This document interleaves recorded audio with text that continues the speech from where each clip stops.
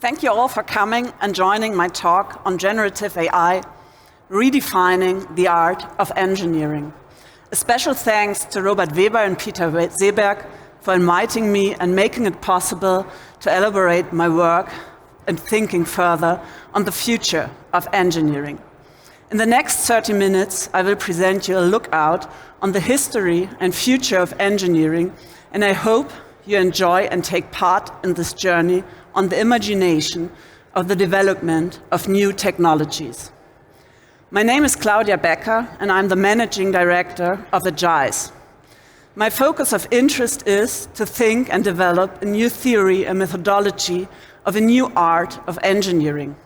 Actually, I believe that especially for the German culture, engineering is one of the biggest treasures that we have and that we need to transform into the future.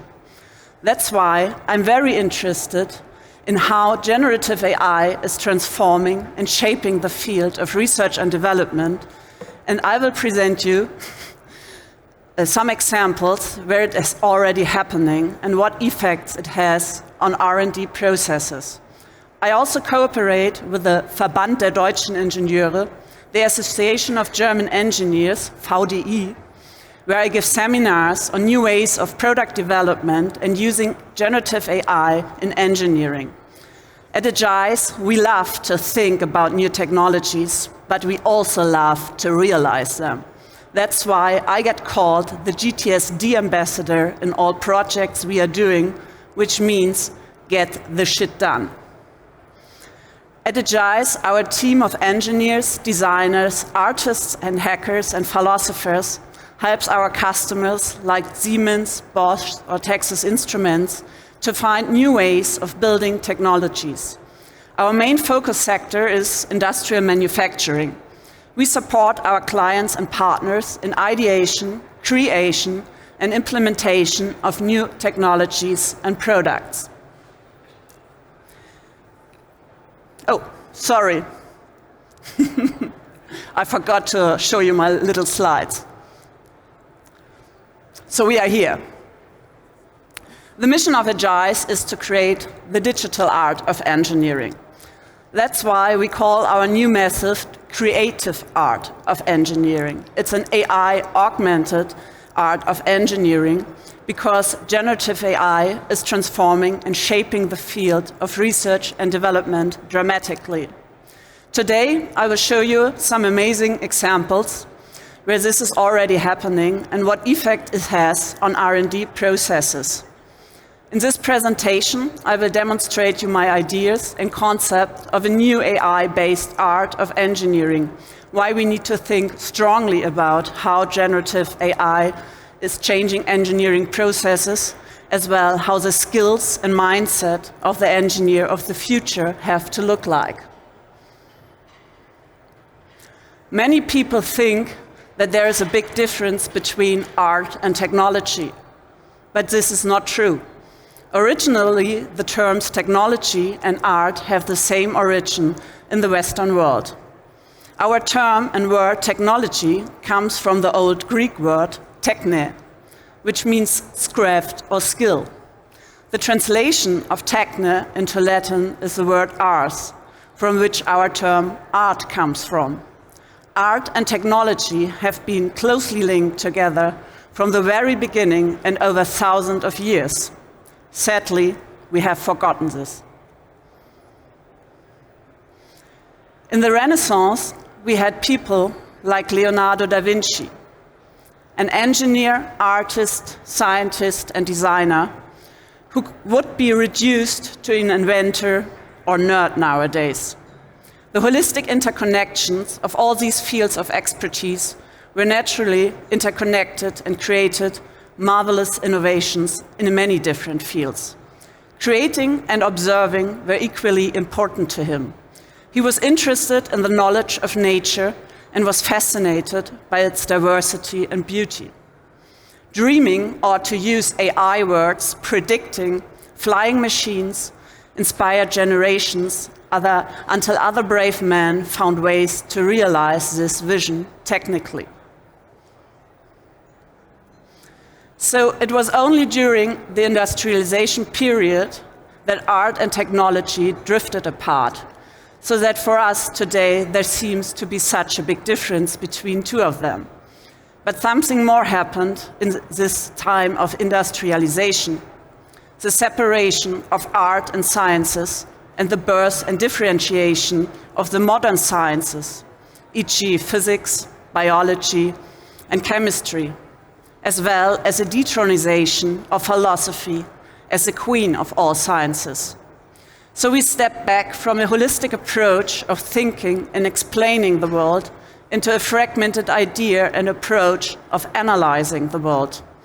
This is a time of the birth and rise of the modern engineer and engineering. As I said before, the profession of engineer did not exist before. At the beginning of the industrialization, we had artists, inventors, and master builders. It was only during this period, which started 300 years ago, that this profession changed and the engineer emerged in the field of technological development. So you could say the development of the steam engine gave rise to the modern engineer and vice versa. But something else happened that we hadn't before. The birth of the engine and the engineer was also the birth of the man and machine relationship, or in other words, competition. With the development of the engines and the machines, humans no longer competed only with humans for work, but also with machines. So from that time on, we began to compare humans and machines with each other, a relationship or competition we hadn't before. That's why we are now discussing where these new machines, these artificial intelligences, will replace humans. So while in the age of industrialization, art and technology drifted apart, we stepped back from a holistic approach of explaining the world into a fragmented idea of analyzing the world. This is how the art of engineering got replaced by the engineering sciences in the past 300 years. And with the birth of the engine and the engineer, the man-machine relationship or competition appeared.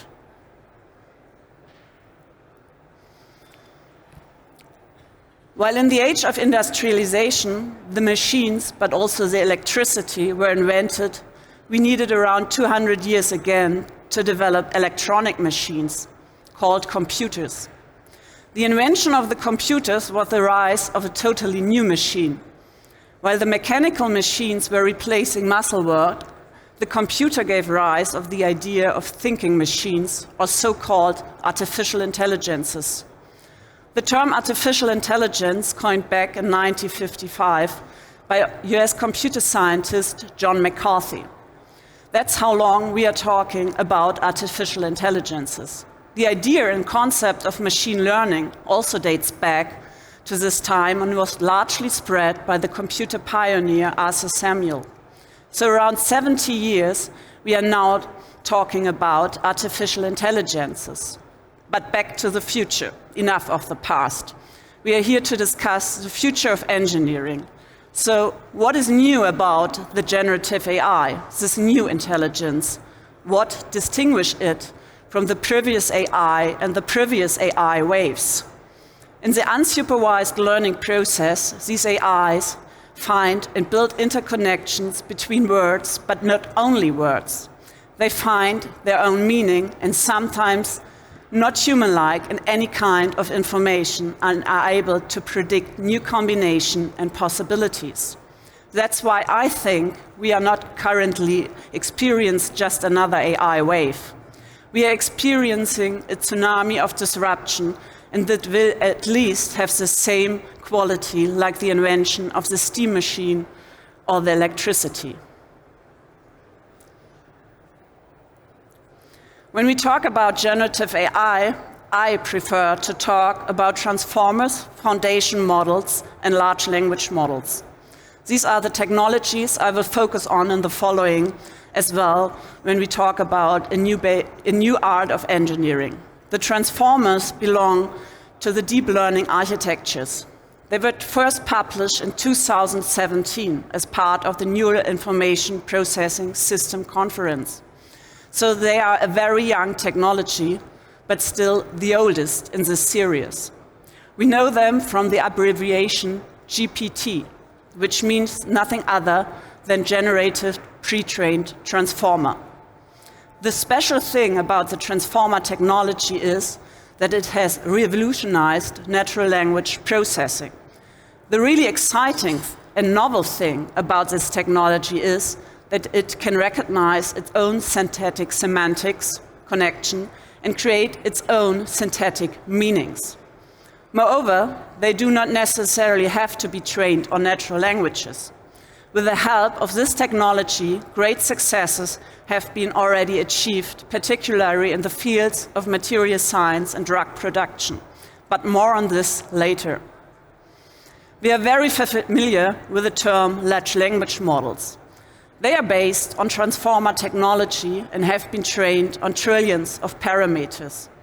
These large language models are capable of processing complex text, questions, and instructions, and are able to generate coherent text with correct grammar and spelling. In addition, large language models can also be used for tasks they have never been trained on. They are therefore versatile and can, for example, also generate program code in different programming languages. The reason why some people think in future we don't need programmers anymore. The term foundation model was coined by the Stanford Institute for Human-Centered Artificial Intelligence and its Center for Research on Foundation Model, the CRFM. The reason to create the term was that these models are not only able to process language and have not only been trained on language. The CRFM defines foundation models as, quote, any model that is trained on a broad, unlabeled database, usually using unsupervised training, and that can be adapted to many specialized tasks, e.g. by fine-tuning. So, quote by the CRFM, when we hear about GPT-3 or BERT, we are fascinated by their ability to generate text, code, and images. But the more remarkable thing is how these foundation models are unnoticed and radically changing the way we build AI systems. There are various groups of foundation models, which I will leave out here. You can find a detailed text about this on our blog. But now, let's move on the application of these technologies in engineering and what does it mean for the future of engineering. I brought a few examples and I will give you a little insight and glimpse into the future of technological development. You probably heard about AlphaFold from Google DeepMind. And it was developed in collaboration with the Lawrence Berkeley National Laboratory. AlphaFold's prediction accuracy of protein structures in the CASP-14 competition in 2020 was more than 2 times better than the best human laboratory in the world, the Baker Lab, which had led the field for decades. In 2022, AlphaFold predicted 360,000 protein structures in 21 organisms. This means that these new AIs are already better at discovering and uncovering new protein structures and will therefore significantly change the work in the relevant research laboratories. Google's DeepMind AI tool GNOME, Graph Networks for Material Exploration, also developed in collaboration with the Lawrence Berkeley Laboratory, has predicted over 2.2 million new crystals, including 380 stable materials that could drive the development of future technologies. 736 of these crystals have already been created experimentally. The discovery of 2.2 million materials by GNOME would equate 800 years of knowledge or human work and demonstrate an unprecedented scale and level of accuracy and prediction. Whether with AlphaFold or this example here, the acceleration in prediction and discovery of new proteins and materials is enormous and will dramatically change the way we develop new technologies.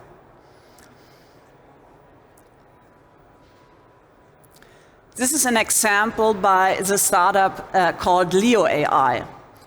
They say Leo AI is the first engineering design co-pilot powered by generative AI. With this tool, you should be able to design anything you can imagine.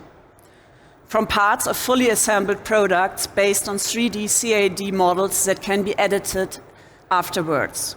Instead of using an LLM, a large language model, Leo AI will be based on an LMM, a large mechanical model. The large mechanical model understands machine parts as tokens to generate assemblies.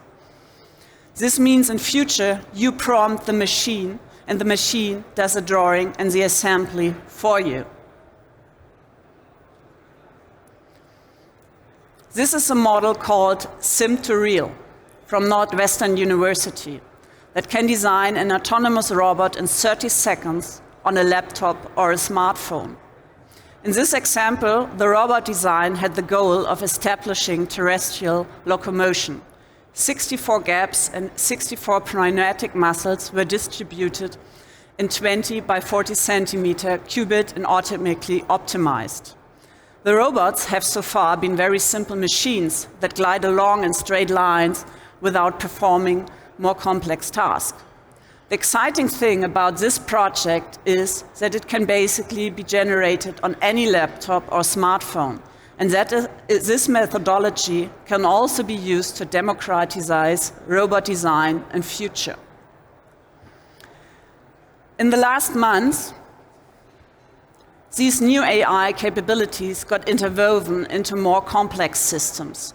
This warehouse is virtually built in NVIDIA's new Omniverse platform, where AI systems running on a DGX platform and can be tested on an OVX digital twin environment. Virtual sensors are emulating camera inputs that can later be interchanged with the real camera sensors in the video analytics system Metropolis. The AI models running on the DGX clusters can now verify the orchestration of various autonomous systems, in this case is what AMRs and human workers. They are tested, aligned, and optimized all in one big continuous feedback loop. But the journey does not stop here. You can train, test, and optimize systems with these new strategies, not only one another. In Isaac Lab and Isaac Gym, you can massively parallelize your training efforts 1,000 times. In this picture, you see a training of 1,000 robots learn to walk by the ETH Zurich in parallel.